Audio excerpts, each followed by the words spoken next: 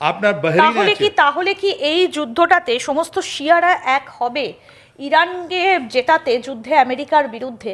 ইরাকের শিয়ারা কি এগিয়ে আসবে, ইরানের হাত কি ধরবে? এইটাই তো।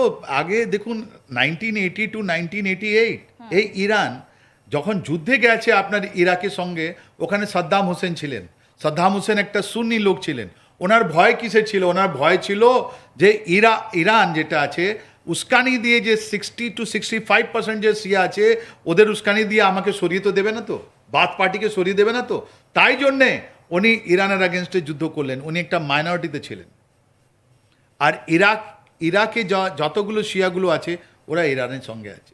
বাহরিন, আপনার জেনে আজকে ডেটে, আজকে যখন আমি আপনার সঙ্গে কথা বলছি, বাহরিনের 60 to 65% পপুলেশন শিয়া, কিন্তু ওর রাজা যেটা আছে সুলতানের ছেলে, ওর ছেলে, ওরা সুন্নি। ওখানে একটা গড়বড় আছে। ওখানে সুলতান জেনে বুঝে আপনার আমেরিকান ফোর্সকে আনলো কি যদি আমার আগেনস্টে যদি আমাদের এই যে লোকগুলো আছে যারা 60 to 65% শিয়া যারা আছেন বাহরিনে, হ্যাঁ, ওদেরকে মোকাবিলা করার জন্য আমাকে ইরানের দরকার। তাই জন্য দুনিয়ার সব থেকে বড় একটা রাডার ছিল যেটা ইরান শেষ করলো। ওটা আমেরিকা ওর থেকে 5000 কিলোমিটার দূরে দেখতো। এই মার্চ মাসে ওটাকে ধ্বংস করলো। তো বাহরিনও একটা কান্ট্রি আছে। এরকম অনেকগুলো কান্ট্রি আমাদের দেশে। 10 to 15% ইসলামিস্ট যারা আছেন ওরা সব শিয়া, ওরা ফলোয়ার্স অফ শিয়া। আর ওদের একটাই আছে কি আমাদের কান্ট্রিতে ওরা লখনৌতে আপনি দেখতে পারবেন, কাশ্মীরে দেখতে পারবেন ওদেরকে। এই যে কার্গিল যেটা আপনি যুদ্ধটা আপনি যে বললেন, যেটা আমরা 99-এ আমরা কার্গিলে গেলাম, ওখানে সব 100% শিয়া আছেন ওরা। আর অন্যদিকে পাকিস্তানের দিকেও আপনি দেখবেন ওরাও অনেকগুলো শিয়া। তাই জন্যে আপনি দেখবেন মার্চ ফার্স্ট উইকে আপনি দেখবেন কি করাচিতে 32 জন লোককে আমেরিকান মারিন ফোন করলো, মেরে দিল। কেন? যে ওরা ওখানে গিয়েছিলেন আলী খুমেনির যেটা মৃত্যু হয়েছে ওরা প্রোটেস্ট করার জন্যে। ইসলামাবাদে 2 জন মারা গেল। আর তারপর এই যেটা যে আমরা গিলগিট বালতিস্তান বলি, স্কাডু, ওখানে 10 জন লোক মারা গেল। ঠিক ওই স্কাডুটা আপনার কোথায় আছে? স্কাডু আমাদের যেটা আপনি দেখছেন আমাদের উপদিকে, কাশ্মীরের সব থেকে উপরে, যেটা কার্গিল বলছি, ওর অপোজিটে আছে স্কাডু, রাইট? ওখানে মারা গেল।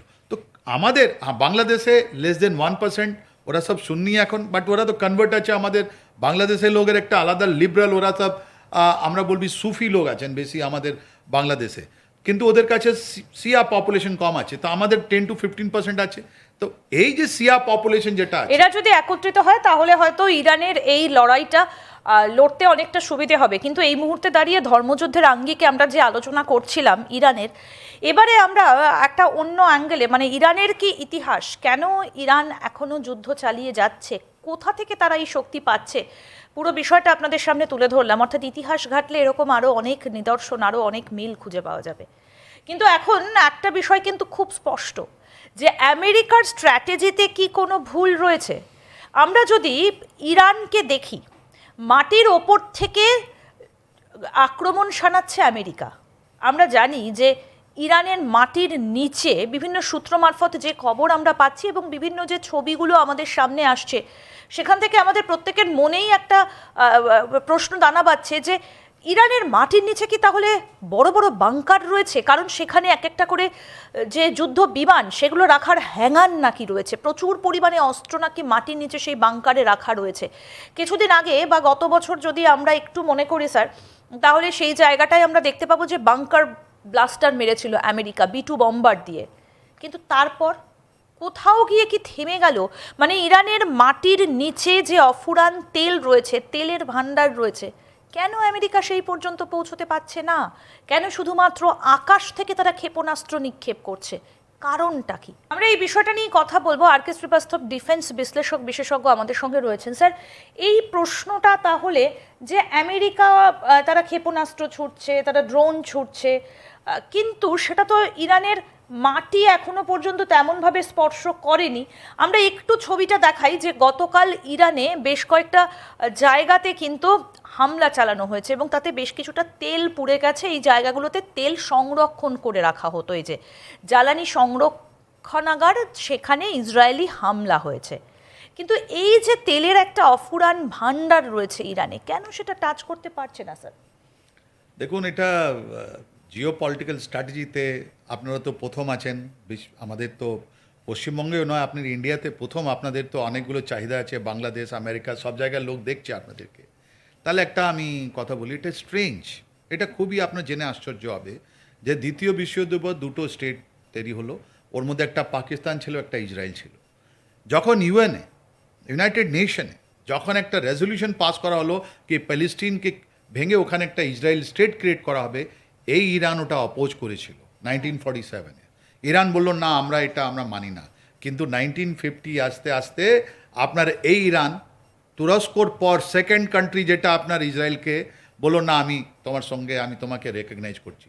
আর 1950 থেকে 1979 পর্যন্ত, এটা মার্ক করবেন, এটা মানে অলমোস্ট 30 ইয়ার্স আপনার যেটা রাজা পেহলভি ছিলেন আর আপনাদের যে ইসরায়েল অ্যান্ড আমেরিকা ছিল, ওদের রিলেশন শুনে আপনি আশ্চর্য হবেন। আজকে যে আপনি মিসাইলের কথা বলছেন, আজকে যে আপনি যে নিউক্লিয়ার জিনিস কথা বলছেন, সব এদেরই দেন। এইদিকে ইরান বলেছিল ইসরায়েলকে অয়েল ফর আর্মস, তার মানে তুমি আমার অয়েলটা নিয়ে নাও, তুমি আমাকে আর্মসগুলো দিয়ে দেবো। কেন? এই যে ইরাক ছিল, ইরাক যেখানে সিয়া বহুল্য যেটা এলাকা ছিল, ওর রাজা, ওর যেটা বাদ পার্টি আছে, ওটা সুন্নি লোক ছিলেন। এই সাদ্দাম হোসেন একটা সুন্নি ছিলেন, উনি বারবার ভয় করতেন কি আমি মাইনরিটি একটা সুন্নি যারা আছেন আমাদের ইরাকে, এরা কি আমাদেরকে সরিয়ে দেবে, ইরান কি আমাদেরকে পুষ্কানি দিয়ে সরিয়ে দেবে? তাই জন্য একটা যুদ্ধ মতন পরিস্থিতি ওরা ভয় করতো। আর যেহেতু আপনার ইরান আমেরিকা অ্যান্ড ইসরায়েলের সঙ্গে ছিল, ওরা ইরাক যেটা ছিল আপনার রাশিয়ার সঙ্গে ছিল। That is point. নাও একটা প্রজেক্ট ফ্লাওয়ার আছে, মোর দেন $1 বিলিয়ন নিয়ে 1977-এ ইসরায়েল ইরানকে এই মিসাইল বানাওয়ার টেকনোলজি যেটা ছিল, যার 300 মাইলস আপনার রেঞ্জ, মোর দেন 750 কেজি ওয়ারহেড নিয়ে যাবে, ওরকম একটা ক্ষমতা বিকশিত করা পুরো টেকনোলজি যেটা আছে ইরানকে দিল। তার মানে কে দিল? এটা অপারেশন ফ্লাওয়ার দিয়ে আপনার ওখান থেকে ইসরায়েল যে আছে ইরানকে দিল পয়সা দিয়ে, oil for weapon system. Same time Eisenhower American president বললেন অ্যাটম ফর পিস, তুমি আমাকে তেল দিয়েছো, আমি তোমাকে নিউক্লিয়ার দেবো। আর উনি তেহরানে গিয়ে ওনাদের একটা নিউক্লিয়ার প্ল্যান্ট সেট আপ করলেন, তাকে ইউরেনিয়াম দিলেন। তার মানে আজকে যে ইরানের যে আপনি মিসাইলের কথা বলছেন, যে নিউক্লিয়ার জিনিস যারা ভাঙতে চাইছে, এর ফাদারকে একদিকে মিসাইলের জন্য ইসরায়েল আর নিউক্লিয়ার জিনিসের জন্য আপনার আমেরিকা। তাহলে তারাই আজকে কেন ইরানকে ভাঙছে? এটাই তো দেখুন, 1979-এ আয়াতুল্লাহ খোমেনি উনি একটা আন্দোলন করলেন। ওই আন্দোলনের মধ্যে উনি বললেন যে আমার যেটা অয়েল ফর ওয়েপন আছে, অয়েল ফর যেটা আমেরিকাকে আমরা বিক্রি করছি বা ব্রিটিশকে দিচ্ছি, এটা আমাদের মাটি, আমাদের জিনিস। আর বারবার নিয়ে উনি কথা বললেন এসব আমরা মানি না, এই অয়েল জন্য আমরাই করব। তাই জন্য যেটা ইসলামিক রেভলিউশন হলো, রাজা পেহল